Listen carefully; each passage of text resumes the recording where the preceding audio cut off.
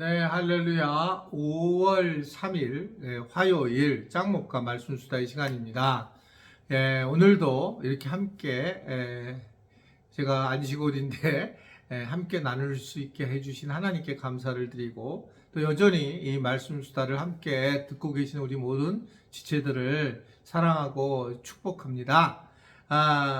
오늘 우리에게 주신 하나님의 말씀은 창세기 41장 14절부터 24절의 내용의 말씀인데요. 하나님 말씀을 보시겠습니다. 이에 바로가 사람을 보내어 요셉을 부르매 그들이 급히 그를 옥에서 내놓은지라. 요셉이 곧 수염을 깎고 그의 옷을 갈아입고 바로에게 들어가니 바로가 요셉에게 이르되 내가 한 꿈을 꾸었으나 그것을 해석하는 자가 없더니 들은즉 너는 꿈을 들으면 능히 푼다 하더라. 요셉이 바로에게 대답하여 이르되 내가 아니라 하나님께서 바로에게 편안한 대답을 하시리이다. 바로가 요셉에게 이르되 내가 꿈에 나일 강가에 서서 보니 살찌고 아름다운 일곱 암소가 나일 강가에 올라와 갈바에서 뜯어먹고 그 뒤에 또 약하고 심히 흉하고 파리한 일곱 암소가 올라오니 그같이 흉한 것들은 애굽 땅에서 내가 아직 보지 못한 것이라. 그 파리하고 흉한 소가 처음에 일곱 살찐 소를 먹었으며 먹었으나 먹은 듯 하지 아니하고 여전히 흉하더라. 내가 곧 깨었다가 다시 꿈에 보니 한 줄기에 무성하고 충실한 일곱 이삭이 나오고 그 후에 또 가늘고 동풍에 마른 일곱 이삭이 나더니 그 가는 이삭이 좋은 일곱 이삭을 삼키더라. 내가 그 꿈을 점술가에게 말하였으나 그것을 내게 풀이해 주는 자가 없느니라. 이제 바로가 꿈을 꾸는 것을 해석하지 못하자 술 맡은 관원장에게 이 요셉의 이야기를 듣게 되고 그리고 이제 바로가 요셉을 부르게 됩니다. 그러자 요셉은 이제 수염을 깎고 옷을 갈아입고 그리고 단정한 상태로 바로 앞에 서게 되죠. 결국 그곳에서 요셉은 꿈을 푸는 문제에 대해서 이야기를 할 때에 그가 뭐라고 얘기를 하고 있냐면 16절을 보게 되면 요셉이 바로에게 대답하여 이르되 내가 아니라 하나님께서 바로에게 편안한 대답을 하시리이다 라고 하는 참 놀라운 그런 고백을 하게 됩니다.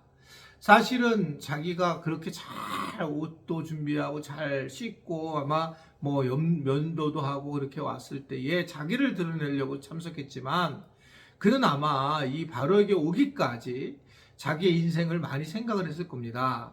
어떻게 애굽에까지 와게 됐고 지금 또 그가 꿈을 꿨을 때에 해와 달과 별이 자기에게 또는 볏짐단이 자기의 볏단에게 인사하는 것들도 기억을 했을 것이고 그러면서 이게 다 주님이 하셨구나라고 하는 생각을 저는 했다고 생각해요. 그냥 막 온 게 아니라 사실은 흥분도 했을 거고 자기를 드러내고 싶은 마음도 있었을 거예요. 그런데 그러한 부분에서 그는 시간이 지나고 바로에게 오면 올수록 하나님께서 일하심을 강렬하게 느껴서 그는 뭐라고 표현을 하느냐 하나님이 하셨고 하나님이 말씀하실 것이다 라고 하는 이제 고백을 하게 된다는 겁니다. 사실 이게 사람은요 자기도 모르게 이렇게 드러내려고 하는 것이 누구나 가지고 있는 그런 모습이고 그러한 위치로 사는 것이 우리의 어떤 모습이다 이렇게 생각할 수가 있습니다. 저도 개인적으로 보게 되면 그냥 목사로서만 끝마치는 게 아니라 작은 교회 개척교회 목사에서 어느 정도 큰 교회 목사로 이렇게 오는 과정들을 제 개인적으로 경험을 하면서 느낀 부분은 이게 내가 조금만 정신을 못 차리면 바차리지 못하고 믿음으로 쓰지 못하게 되면 함부로 내가 무엇인가를 할 수 있는 존재구나 라고 하는 생각을 한 것이 사실입니다. 그러니까 내가 헷갈려 돌아버릴 수가 있더라고요. 이게 끊임없이 내 스스로가 채찍질하고 내가 주님의 종인 것을 기억하고 주님이 하신 것에 대해서 내가 그걸 인정하지 않고 조금이라도 내가 내 것을 인정하게 되면 그렇게 되면 그러한 기득권으로서의 그 마음들이 가득 차 있다는 걸 보게 되었고 이것이 내 평생의 싸움이고 영적 싸움이라고 하는 것을 깨닫게 되는 겁니다. 뭐 그런 거잖아요. 뭐 어떤 분들은 예를 들면 목회 대물림에 대해서도 막 얘기하잖아요. 그래서 이제 왜 목회 세습을 이제 하는 것에 대해서 내가 반대를 굉장히 심하게 하지만 저 개인적으로는 목회 대물림, 세습이란보다 대물림이 맞는 건데 그거는 나쁜 것이 결코 아닙니다. 사실은 목회를 아들이 목회를 해서 잘 섬겨준다는 건 얼마나 좋은 일입니까? 그러나 이게 공교회, 즉 외부에서 볼 때에 교회의 어떤 지금 출발점이 잘못됐어요. 막 교회가 부유하다라는 느낌을 갖고 무슨 기업, 대기업과 같은 그런 상황이 되면서 교회에 본질적인 문제가 생겨서 그런 거라고 보여지고, 그러기 위해서 우리 교회 정도는 사이즈는 사실은 이런 목회 대물림을 했을 때는 굉장히 부정적이다라고 느끼기 때문에 뭐 우리가 내규로 그렇게 만들었지만, 본질적으로 예를 들면 100명 이하의 교회의 목회자들은 아들들이 만약에 목회하는 굉장히 박수를 보낸단 말입니다. 몇 명이 하는 몇 명이어야지만 목회 대물림이 괜찮을까? 이거 웃기는 얘기잖아요. 100명 이내는 괜찮고 뭐 300명 이상은 문제가 되고, 이렇게 정리한다는 자체가 굉장히 어려운 문제라고 저는 생각을 해요.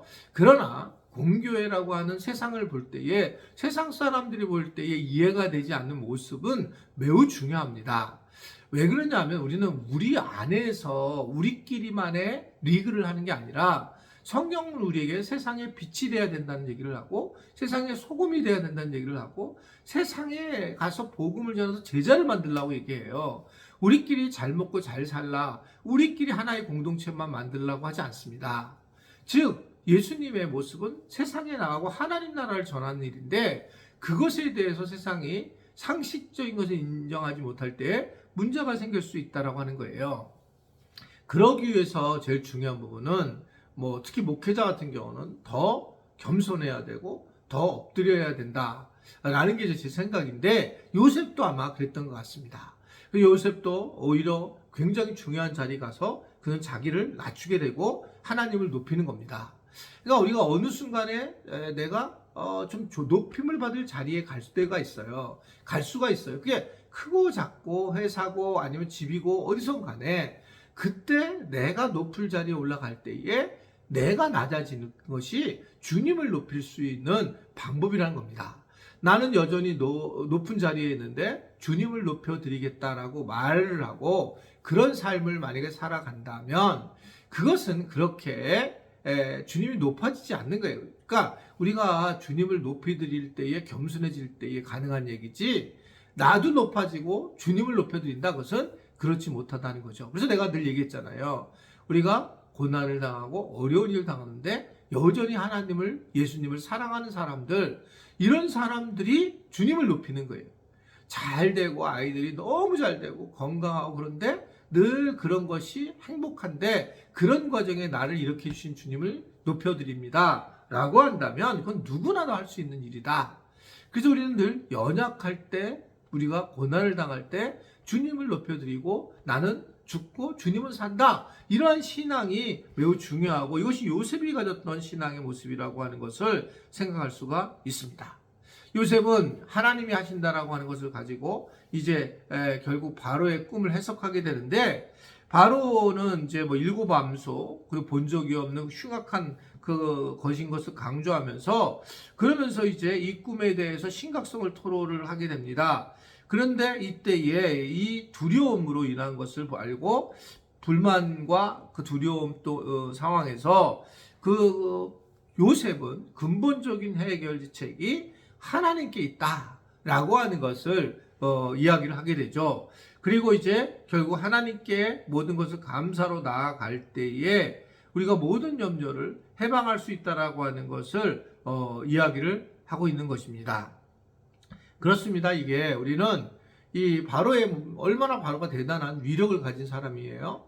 그럼에도 불구하고 그는 꿈으로 인해서 두려움에 빠지고 벌벌 그런 어둠 속에 있는 걸 볼 수 있습니다.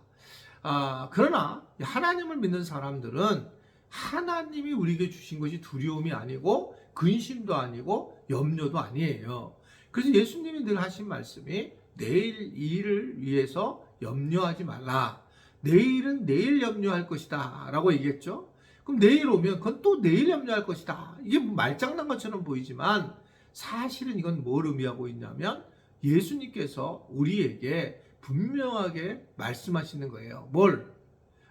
그것은 우리가 분명하게 예수님을 믿고 살아간다면 두려움을 가지고 살서는 안 된다는 것입니다. 두려움을 내려놓고 살아가는 것이 예수를 믿는 사람들의 삶이다. 미래에 대해서 걱정하지 마라. 하나님이 다 아시지 않느냐. 그리고 세상 사람들이 걱정하는 것처럼, 이방인들이 걱정하는 것처럼 걱정하려면 기도해라 라고 하는 게 성경에서 계속 얘기하는 그런 부분이다라는 걸 볼 수 있습니다. 두려워하지 마세요. 미래에 생길 일을 두려워하지 말고 그 두려움을 가지고 기도하고 예수님을 꼭 붙드는 우리 모든 지체들이 될 수 있게 되기를 바랍니다. 기도하겠습니다. 하나님 아버지, 오늘도 말씀으로 우리에게 다가오셔서 감사합니다. 말씀으로 잘 반응하는 자들 되게 하시고 말씀의 은혜를 누릴 수 있는 우리 모든 지체들 되도록 도와주옵소서. 혹시 여러 가지 육신의 건강과 자녀들의 어려움으로, 두려움의 물질의 어려움으로 빠진 분들을 주님 기억하시고 담대하게 하시고 회복하게 하시고, 또 어떤 누가 높은 자리에 올라갔을 때마다 주님을 높일 수 있는 그런 믿음의 자녀들이 되도록 은혜 베풀어 주옵소서. 예수님의 이름으로 기도드리옵나이다. 아멘.